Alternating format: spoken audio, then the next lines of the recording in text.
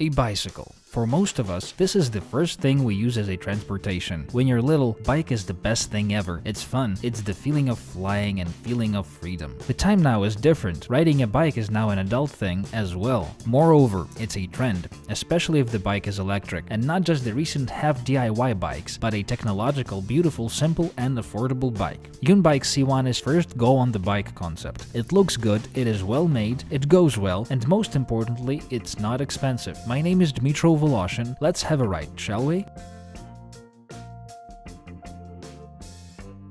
The bike hits the sweet spot with its design, in my opinion. It is supposed to be exactly the way it wound up being if you keep its purpose in mind. First important thing, this is a bike, a real bike. It is tidy, urban, and modern. Second important thing, it doesn't go by itself, but it helps you to go. These two things make this bike what it is. It is light, simple, inexpensive, and will go up to 70 kilometers on one charge. The first means that you can use it as an ordinary bike. It weighs 16 kilograms, that's 35 pounds in old money, and if you discharge it completely, it is still a totally usable bike. It has no gearbox, so the chain doesn't slip off and needs no gear tweaking. The brakes are simple but very effective and are very well made. No cheap components are used, and there seem to be no shortcuts to lower the price. The second thing is that it just helps you to ride, which means that by trying just a bit, you can keep the speed of up to 20 to 25 kilometers per hour and go uphill without getting tired or even sweating, but still doing a bit of a workout. I personally use a bike to go to the work in the summer, and I think this bike is perfect for a city commuter. 70-kilometer range means that it will be enough even for the busiest day and still will bring you home at the end of it. It has also a 3-axis accelerometer and a gyro, allowing the bike to automatically help the rider to go uphill. It charges in 3 hours flat, which is fast. The charger looks like a laptop power brick and is very light. The battery is attached to the bike by a solid fixture and can only be detached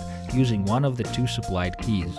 The bike has Bluetooth and can connect to your phone to control the bike's power and lights, display charge remaining, the speed, current power level, and the current maximum range. On the right of the handlebar there is a small backlit display with 2 buttons and a small lever right under the right thumb. That is the throttle. Buttons control the power output of the bike in 5 different positions and also reset the odometer and control the screen's backlight. On the bottom of this assembly there is a USB port covered with a rubber tab. It can charge your phone while it's mounted in the supplied phone holder, for example. It outputs 1 amp. There are tail and headlights, front headlight being a reasonable 4 LED 200 lumen light. The tail light has a few blinking modes and is on the back of the battery itself. The on-off switch for the whole bike is also on the back of the battery. Interestingly, the battery of the bike has its own USB port, which turns this battery into a giant power bank. It can fully charge a smartphone 22 times.